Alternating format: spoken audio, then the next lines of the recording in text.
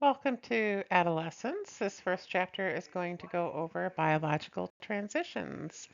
This is Dr. Matson, and I hope you stick around to hear the PowerPoint. Some things that we'll cover in here is the endocrine system. We'll talk about what triggers puberty, how hormones influence adolescent development. We'll go a little bit into somatic development, growth spurt, sexual maturation, as well as the timing and the tempo of puberty and how it differs between males and females. Then we'll go into the social impact of puberty and how that impacts adolescents at this age. We'll look at early and late maturation when it comes to puberty. We'll take a look at obesity and eating disorders such as anorexia, bulimia, and binge eating.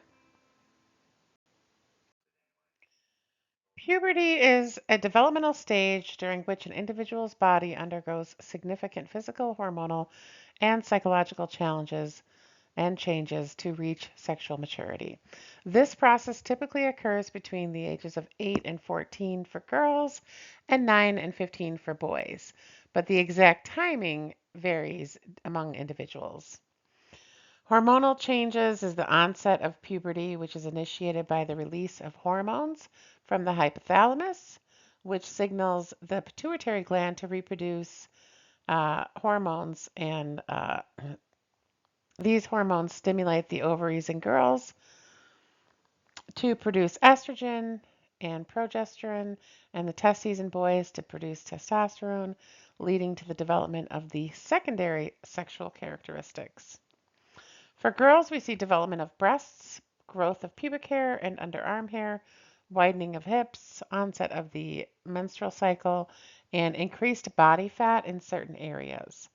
And for boys, we see growth of facial, pubic, and underarm hair, deepening of the voice, increased muscle mass, growth of the testes and penis, and beginning of sperm production.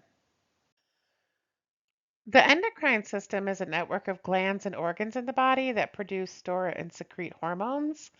So these hormones are essential for regulating various bodily functions, including metabolism, growth, and development, as well as tissue function, sexual function, reproduction, sleep, and mood, among other things.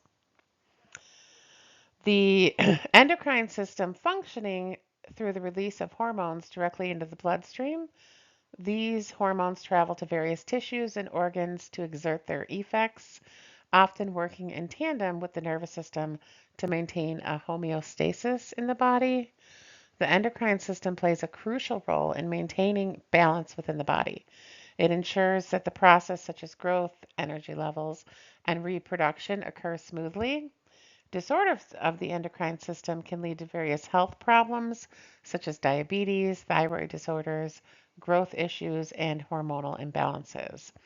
This system is an integral in how the body communicates internally and adjusts to different conditions, ensuring that all organs and processes are functioning optimally.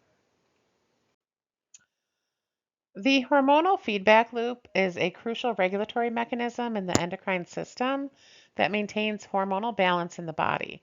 It involves a series of checks and balances where hormones are regulated by feedback mechanisms to ensure homeostasis. The hypothalamus is part of this, and this acts as a control center in the brain that monitors and regulates various bodily functions. It detects levels of certain hormones in the blood and releases or inhibits hormones accordingly. The pituitary gland is part of this as well, and this is often called the master gland, and it releases hormones that regulate other endocrine glands. It receives signals from the hypothalamus and responds by secreting hormones into the bloodstream. So, how it works is the hypothalamus detects changes in hormonal levels or other body signals. It signals transmission, which based on the detection, the hypothalamus sends releasing or inhibiting hormones to the pituitary gland. The pituitary gland releases specific hormones that travel through the bloodstream to target glands. The target glands then produce and release their hormones, which will then act on different body organs and tissues. The feedback, once the desired effect is achieved or hormone levels are adequate, signals are sent back to the hypothalamus and the pituitary gland to reduce the hormone production. The hormonal feedback loop is essential for maintaining physiological stability. It helps regulate functions such as metabolism, growth, reproduction, and stress responses. Any disruption in these feedback mechanisms can lead to hormonal imbalances, resulting in health issues such as hypothyroidism, Cushing's syndrome, or infertility. Understanding the hormonal feedback loop is vital in endocrinology and medicine as it guides treatments for various hormonal disorders and diseases. Andronarchy refers to a stage in early childhood development characterized by the maturation of the adrenal glands, leading to the increased production of adrenaline androgens. This process usually occurs between the ages of 6 and 8, preceding the onset of puberty. It is an essential component of human development, marking a critical stage in the hormone and physical changes that leads up to adolescence. Awareness of this process can help in understanding normal development variations and the early onset of some puberty changes or signs.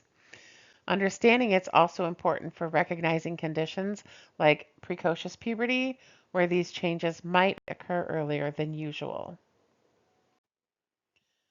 Puberty is a complex developmental process that's characterized by physical, hormonal, and psychological changes that lead to sexual maturity and the ability to reproduce. As I stated earlier, it typically starts for girls between 8 and 14 and 9 and 15 for boys. But there's several factors that trigger and regulate the onset of puberty. There is a genetic role. Genetics play a significant role in determining the timing of puberty. If parents experienced early or late puberty, their children are more likely to follow a similar pattern. Specific genes are involved in the activation of the HPG axis, influencing the onset of puberty. Leptin is a hormone that's produced by fat cells and is crucial in signaling the brain that the body has enough energy stores to support the growth and development of puberty. And higher levels of body fat and leptin are associated with earlier onset of puberty, particularly in girls. And malnutrition or low body weight can delay the onset of puberty because the body may sense it lacks the necessary resources for reproduction. There is some environmental or social factors like stress and family environment, psychological stress, including family dynamics, socioeconomic conditions. This can impact the timing of puberty, and there are some studies that suggest that higher stress levels are linked to early puberty, especially in girls. Chronic health conditions such as diabetes or thyroid disorders can influence puberty's onset and progression. General health and the absence of chronic diseases or infections play a role in determining whether puberty occurs within that expected age range. Maturation of the brain, especially in regions like the hypothalamus, is critical for the onset of puberty. Changes in the brain's sensitivity to hormones and neurochemical signals may trigger the start of puberty. And if we understand these triggers, it helps us in recognizing normal variations in puberty uh, or the onset of puberty and identifying possible disorders related to early or delayed puberty.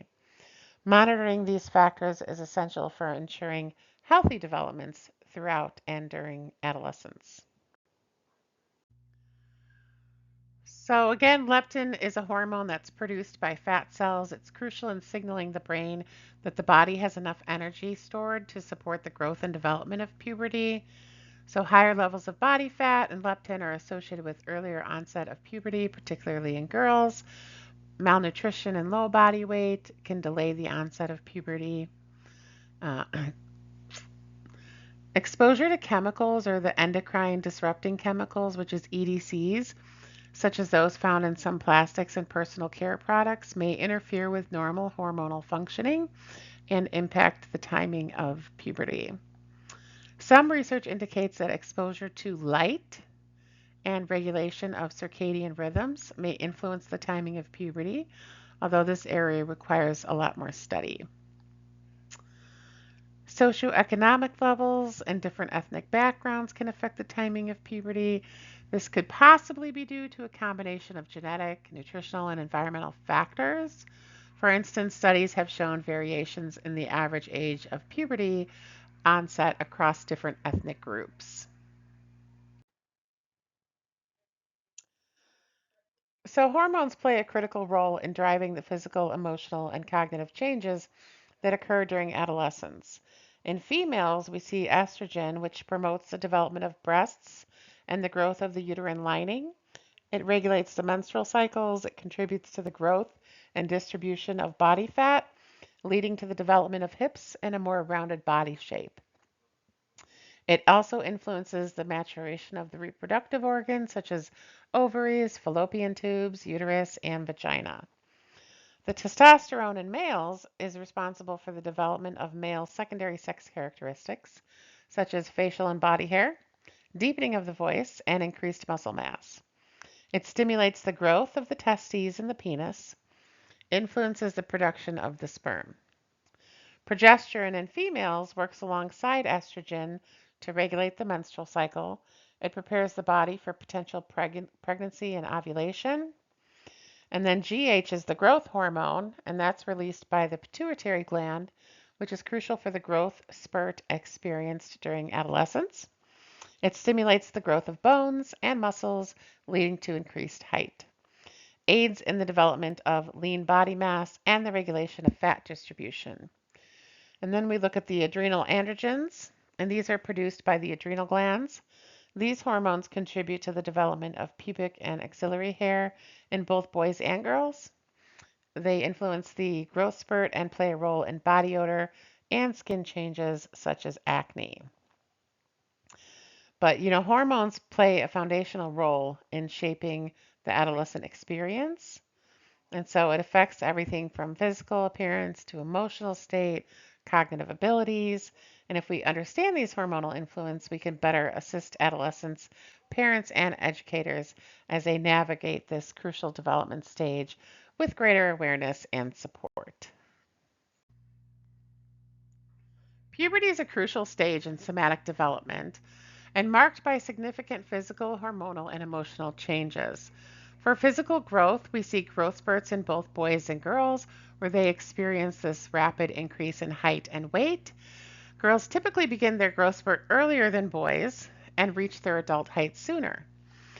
There's also an increase in muscle mass for boys and body fat for girls, and this change in body composition affects the overall body shape and size. Girls increase their estrogen level, which leads to the development of the sexual secondary characteristics and the start of menstruation.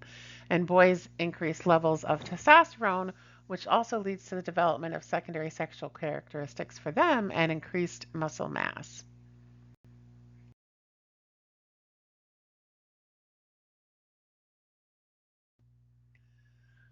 The adolescent growth spurt's a significant period of rapid physical growth that occurs during puberty. So for girls, puberty or growth spurt begins between 8 and 13, but they peak around 11 to 12, and usually girls reach their full height by ages 16 to 18. Boys' growth spurt typically starts a little later, between 10 and 15, with their peak growth around 13 or 14. And boys usually continue to grow until age 18 to 21, although there are reports of growth after age 21. This rapid increase, adolescents can grow several inches in a single year during the peak of the growth spurt. It's often referred to as a growth spurt and can be 2 to 4 inches in girls, and on average, we see 3 to 5 inches per boys or for boys per year. Along with increased height, there's also a significant gain in body weight. This includes an increase in muscle mass for boys and fat accumulation for girls. During this time, the body's proportions change. So, for example, the limbs such as the arms and legs often grow faster than the trunk, which can result in a temporarily awkward or disproportionate appearance. And then bone development is a growth spurt that's accompanied by changes in bone density and strength. The long bones, like those in the arms and legs, elongate a little bit more rapidly. Sexual maturation or sexual development is a key component of puberty and involves the development of primary and secondary sexual characteristics. So, primary sexual characteristics for girls are the ovaries maturing, leading to the production of eggs. The uterus and the vagina also grow and develop, and the onset of menstruation marks the beginning of the reproductive capability. For boys, the primary is the testes mature and begin producing sperm. The penis also grows in size, and the prostate and seminal vessels develop.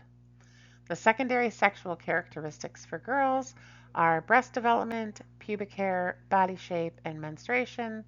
For boys, it's facial hair and body hair, voice changes, muscle growth, and pubic hair. This is just a chart that you can review that gives you more specific on the age, the characteristics of different parts of puberty. As I've mentioned, environment can play a role in the timing of puberty as well as some genetics. There's a lot of studies that are done to try and understand the timing of puberty and how genetics as well as environmental influences impact the start or delay for the onset of puberty. So this is ongoing research that we continue to study, but things that I've mentioned before, such as, stress, socioeconomic statuses, which impact nutrition, things like that can impact the onset of puberty. Looking at some of the differences in pubertal maturation can show us that it varies widely among individuals. And so timing, rate of development, onset, things like that are studied to try and get a better sense of when puberty starts for different racial and ethnic groups. Some research that has been done has shown that there can be ethnic and racial differences in the timing of puberty. For example, studies have indicated that African American girls may experience their first menstrual cycle earlier than Caucasian girls, while Asian girls might start puberty a little bit later. Differences in growth patterns and the prevalence of certain characteristics at different stages of puberty can also vary by ethnic and racial groups. Uh, Socioeconomic factors, including access to nutrition and healthcare, can impact the timing and progression of puberty. Better nutrition is associated with earlier onset of puberty. High stress levels or exposure to adverse conditions can influence timing. Children from lower socioeconomic backgrounds may experience earlier puberty due to stress and nutritional factors. Some studies suggest that geographic location and environmental factors, such as exposure to certain chemicals or pollutants, might also influence the timing of puberty. The immediate impact of puberty encompasses a range of physical, emotional, and social changes that occur as adolescents undergo this developmental transition. Uh, so we see things like physical changes, which is your growth spurts, your sexual maturation, the menstrual cycle, or the onset of sperm or the first ejaculation. Those mark the beginning of the reproductive capability. Mood swings are very common with the emotional changes, irritability, emotional sensitivity. Sometimes adolescents may experience intense feelings and rapid emotional changes. There's also self esteem and body image issues. Adolescents may become more self conscious as they're more concerned about their appearance. This can affect self esteem and body image.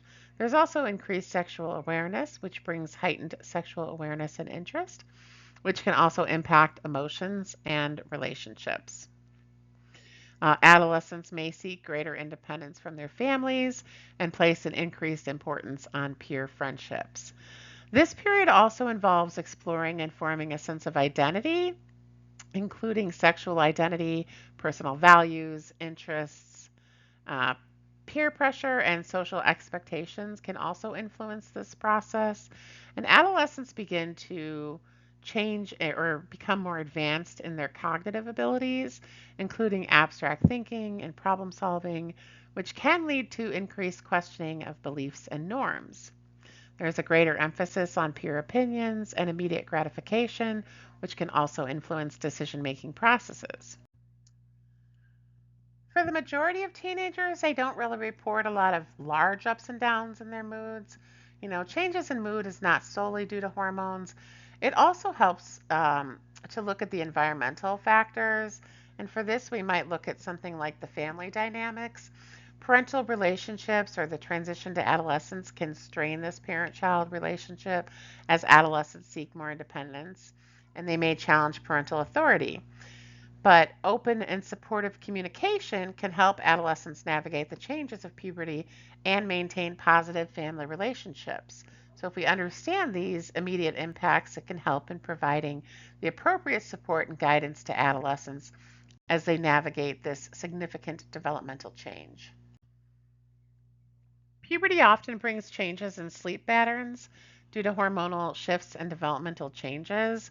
So sometimes we see delayed sleep onset, which is adolescents often experience a shift in their circadian rhythms, leading to a preference for going to bed later and waking up later. This shift is known as sleep phase delay. During puberty, the body requires more sleep for growth and development. Teenagers might need 8 to 10 hours of sleep per night, but might not always get it due to the social and academic pressures. Changes in melatonin, a hormone that regulates sleep and wake cycles, can also contribute to the delayed sleep phase. Melatonin production often shifts, leading to later sleep onset. And the release of the growth hormones, which typically occurs during sleep, increases during puberty, and this can influence both the duration as well as the quality of sleep. Adolescents sometimes experience more fragmented sleep, which can affect the overall quality. This can be due to a variety of factors, including hormonal changes, as well as increased stress. And then the pattern of rapid eye movement, or REM, sleep can also change during puberty, with some studies indicating that adolescents may spend less time in REM compared to younger children. There's still more research needed to understand how the impact of specific events in puberty impact adolescents. Most adolescents react positively to the changes. There is a link between negative attitudes and the menstrual discomfort. We don't know a lot about the boys' reaction to first ejaculations. Typically, this is because boys don't like to talk about it. There is also a link between cultural differences in response to the first ejaculation and views of masturbation. So they're not always um, understanding it, or they're not as open to talking about it across different cultures. So it really takes a lot of research in the various cultures to really get an understanding of how puberty impacts adolescents at that stage. Early or late maturation during puberty can have significant impacts on the adolescent's physical, emotional, and social development. For girls, early maturation is associated with increased risk of obesity, higher rates of depression, lower self esteem. Early physical development can lead to increased attention from peers and adults, which might be uncomfortable or stressful. Early maturation in boys is often associated with increased physical strength and social advantages. They may gain confidence in leadership roles, but they can also face pressure and expectations that might be difficult to manage. Early maturing girls may experience body dissatisfaction and self esteem issues due to premature physical development compared to their peers. Both early maturing girls and boys might face higher levels of stress due to the pressure of meeting social expectations or handling unwanted attention. Early maturers may feel out of sync with their peers, leading to social isolation or difficulties in forming friendships. They might also engage in age inappropriate behaviors due to increased peer pressure. Obesity and basal metabolic rate are closely related, or BMR, basal metabolic rate, BMR. The BMR is the number of calories your body needs to maintain basic physiological functions such as breathing, circulation, and cell production while at rest. and it accounts for the majority of your total daily energy expenditure, or TDEE. Factors that influence the BMR is BMR typically decreases with age. Men generally have a higher BMR than women, primarily due to the higher muscle mass. Muscle tissue burns more calories than fat tissue, so individuals with more muscle mass usually have a higher BMR. Genetic factors can influence the metabolic rate. Thyroid hormones such as thyroxine affect the BMR. Hypothyroidism can lower the BMR, while hyperthyroidism can increase it. When we look at obesity, the increased BMR for individuals with obesity, they often have a higher BMR, and this is due to the increased mass of body tissues. The additional body fat and muscle require more energy to maintain. In cases of significant weight loss or weight gain, the body may adapt by altering the BMR. For example, as body weight increases, BMR increases. But as a person loses weight, BMR may decrease. Managing obesity involves creating an energy deficit where the number of calories burned exceeds the number of calories consumed. While a higher BMR helps burn more calories at rest, weight loss often requires both dietary changes and an increase in physical activity. And as people lose weight, the BMR may decrease due to the loss of muscle mass. This reduction in BMR can make further weight loss more challenging, requiring adjustments in dietary and exercise plans. Again, we're looking at stats here, so stats continue to fluctuate and change. We have about 14% of US adolescents that are obese and another 16% that are considered overweight. And so these estimates, the adolescent obesity epidemic cost the United States about $250 billion. We see that, obesity leads to other health issues such as heart or cardiovascular problems, perhaps problems with your thyroid, uh, diabetes puts you more at risk for that. Mental illnesses as well, such as depression or anxiety. So there's a whole slew of concerns or potential medical problems that come along with being overweight or obese. With our adolescents today, we don't see them as active as we might have decades ago. Uh, Kids are often on their phones. They're playing video games. Social media has taken up so much of their lives. They just have low activity levels. And then the high calorie count, kids not eating right, fast food, all helps to contribute to obesity. Low fiber food, that can be problematic.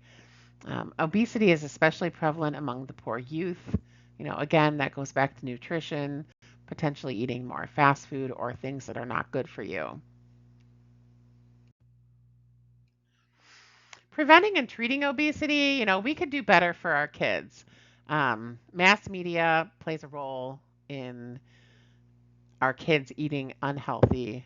The tie in or correlation between fast food and toys or um, playgrounds, things like that that we see with McDonald's or Burger King or places like that.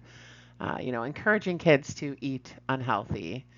Uh, the food and beverage manufacturers obviously also play a role in offering unhealthy choices. Our schools are supposed to, and I say supposed to because, we all know our school lunches could do better, but their definition of healthy versus, what your parents may fix for you at home greatly differ from one another. I remember growing up, like we ate pizza all the time in school, like the little rectangle pizzas. The breaded chicken patties were really popular in school. Not a lot of healthy options that I recall. And as I talk in person with classes today, I hear that they're still offering the same things. They still have that, rectangle pizza. They still offer that breaded chicken patty. I remember when I was in the elementary schools, mozzarella sticks was like a lunch. And that was supposedly an approved healthy lunch. And of course, they have like apples all the time for kids. as a choice. But an apple with, five mozzarella sticks, probably not the best choice, right? I will say that I'm in District U46, which is Elgin, Illinois. For those that may not be familiar with the area, that's where I live. And there's, and this may have changed since I've been in the elementary schools because it's been over a decade now. But there was three schools in our district that were part of a grant-funded like fruit break program, and I thought that was great. And the kids, really took advantage of it. The whole building did, teachers, everybody, to really promote the nutritional awareness. And so they had different kinds of fruits and vegetables for the entire building every day.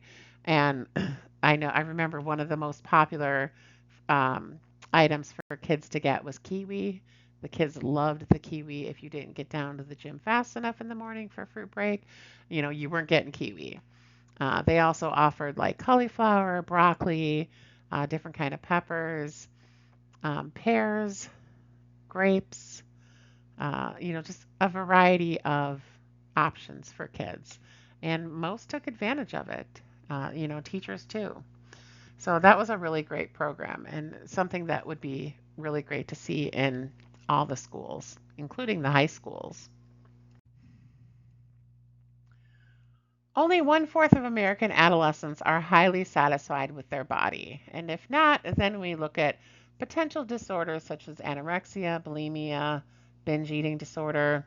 We don't really know what the exact cause of these eating disorders are, but research suggests that a combination of certain personality traits, emotions, thinking patterns, as well as biological and environmental factors might be responsible. People with anorexia often use food and eating as a way to gain a sense of control when there's other areas in their lives that are very stressful or when they feel overwhelmed. Feelings of inadequacy, low self esteem, anxiety, anger, or loneliness also might contribute to the development of the disorder. In addition, people with eating disorders might have troubled relationships or have a history of being teased about the size or their weight. Eating disorders might also have physical causes, such as changes in hormones that control how the body and mind maintain food, appetite, thinking, and memory. All of this might foster eating disorders, and the fact that anorexia nervosa tends to run in families also suggests that a susceptibility to the disorder might partially be hereditary. Young girls, adolescents can often take measures, drastic measures, to help them change their body appearance and lose weight. And we see this in anorexia, bulimia, or binge eating disorder. Bulimia signs and symptoms include being preoccupied with your body weight and shape, living in fear of gaining weight, repeated episodes of eating abnormally large amounts of food in one sitting, which is what we see in binge eating disorder, feeling a loss of control during binging, like you can't stop eating or can't control what you eat, forcing yourself to vomit, exercising too much so that you don't gain weight after binging, using laxatives or diuretics or even enemas after eating when they're not needed, fasting and restricting calories, or using dietary supplements. To wrap up here, as I said, we don't really know what causes eating disorders. We do see that eating disorders are observed around the world, and there's an increase in prevalence over time. Surveys indicate that 30 to 40% of 9-year-old girls and 80% of 10 and 11-year-old girls have already dieted. One study found that 20% of adolescent girls who view themselves as being the quote unquote right weight were trying to lose weight, even though they felt they were the right weight. Another study found that 80% of women were dissatisfied with their bodies.